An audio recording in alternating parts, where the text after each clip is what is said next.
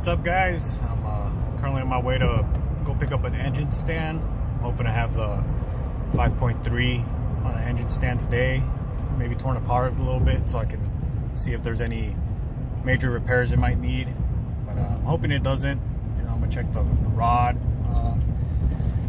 rods, make sure there's no play, take off the timing chain cover, make sure that everything's good on there. But yeah, just stay tuned. I just got back from picking up this engine stand. I actually got to put it together. Good old Pittsburgh Harbor Freight special. I did stop at the hardware store and I picked up some bolts that I think will work for put on this piece. I think they're just the right length, and they should be the right pitch thread. Let me see, let's make sure to put them right here on the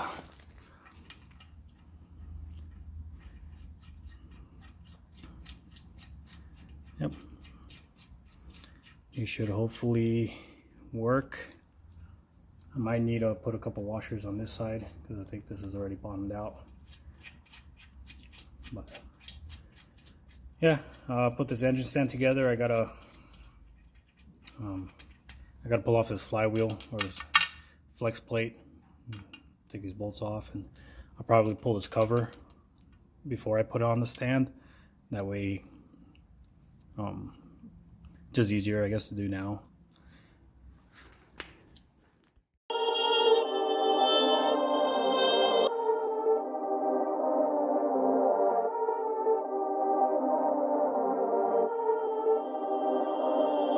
Perfect.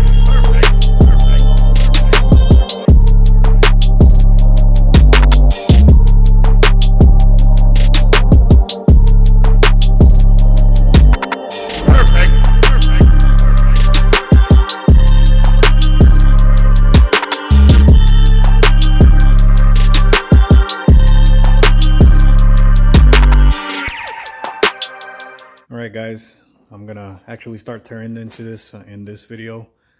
Nothing too crazy. I think I'm gonna pull off the valve cover gasket, or excuse me, the valve covers, so I can look at the rocker arms, and if I can inspect the push rods. I want to make sure none of them are flat. I know that's an issue. If they are, then I'll probably have to pull the heads and replace the push rods, or the lifters, excuse me. And if that's the case, you know, then I'm more into it than I want to be, but it's okay. I also want to pull the oil pan. I want to inspect the rod bearings or the rods, make sure there's no play in them. And also because I'm going to have to pull that off anyways, because I believe I have to do a front sump. I'm going to leave this alone, I believe, for now. I do want to pull the front main seal off eventually, so I can see the timing chain, make sure there's proper amount of slack, and also to make sure that everything's pretty good in there. But mainly I want to tear into this. I want to start cleaning it. As you can see, I actually bought a drip pan. I'm going to start soaking it with Simple Green. Let it kind of soak into the grime, and I'll try to clean it as best as I can with some shop rags. But I'll put you all on the time lapse, and just hopefully y'all enjoy.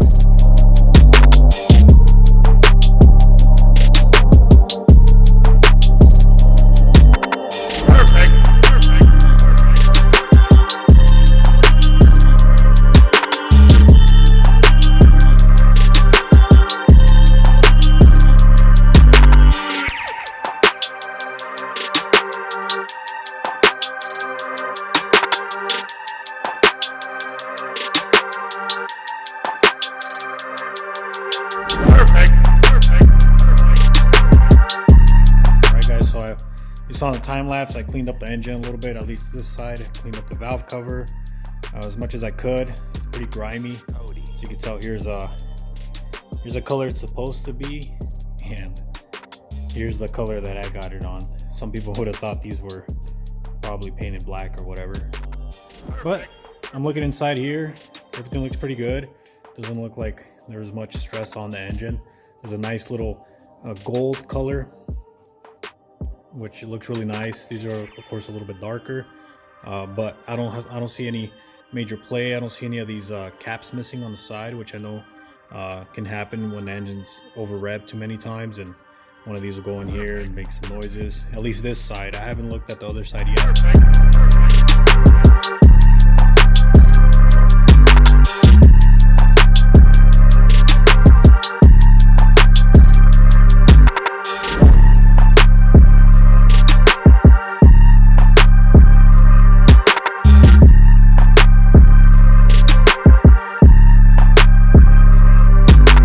Perfect.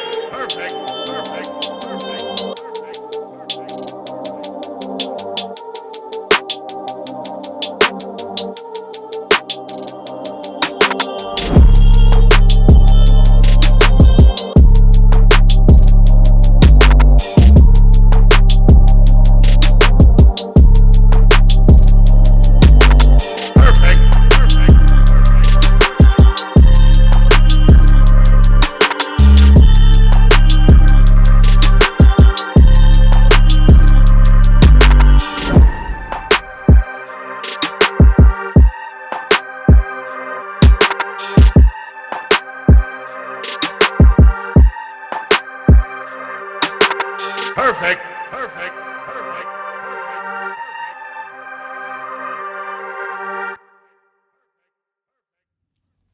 As you guys saw in the time lapse, I went ahead and pulled the oil pan off. What I could tell as I pulled it off is that this is the original oil pan gasket, and the way you can tell on these LS motors is it's still riveted on here. You can tell. If I remember correctly, last time I did one of these on my old truck, if you're going to replace this, you have to actually drill that rivet off so you could put a new one on there. That would explain a lot of the oil leakage. When I did buy this motor, I think it was advertised at 179 or 180,000 miles. Everything looked pretty good. This pickup tube, there's nothing in there at all, debris-wise. So you can tell his engine's very clean, or has never had any catastrophic failure. If it has, they went ahead and replaced that as well. But from the looks of it, it looks like this engine's completely original.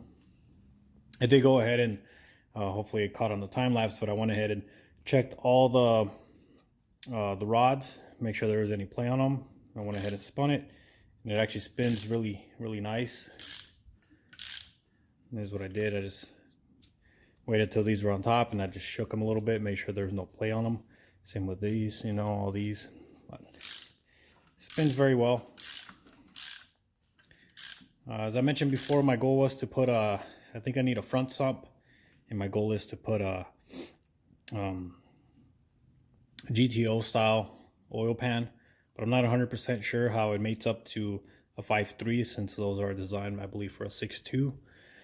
I don't know if the pickup is different on 6.2 than it is on a 5.3 or 4.8 block. I know, if I remember correctly, on my 6 liter, I think it was a little bit different. I'd have to do some research, but if anybody knows exactly if there is a difference, I guess, on the pickups on the LS motors, just comment below, let me know. I'll be doing some research myself, but it would be nice if somebody already has it to be able to tell me. Besides that, everything looks pretty good. I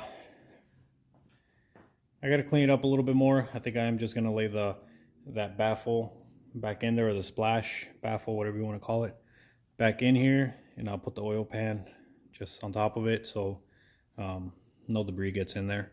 But I will leave it just upside down and just let it drain out whatever little residual liquids are in there, or fluids.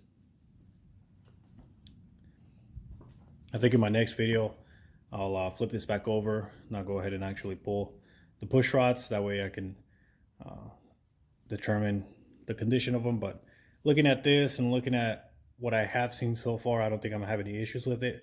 So I'm not 100% sure if I'm actually gonna tear into it that much. I also do want to start tearing into the wire harness, which I think I talked about earlier. And hopefully my fab box kit comes in so I can start putting the transmission together. From there, minor little things left. I'll have my headers left that I need to order. and the brackets from Excessive Automotive, or whatever you want to call them. Yeah, I'm very excited. Little things here and there that are left. New gaskets, obviously. I'll order a rear main seal. I'll order a front main seal. I'll make sure I pull this off next time. I do need a special tool for this, so I'll go ahead and rent that or buy it and pull this off. I'm thinking of going with the shorter crank anyways, with the LS style from a LS3, I believe. The one off of Corvette ends up being a lot shorter. Same with the water pump. It ends up giving it a lot more clearance in front of it, so it'll be a lot shorter. I do have electric fans in the Cressida, so it'll make it a lot nicer. All right, thanks again for watching. Comment, subscribe if you haven't. Like the video if you haven't either.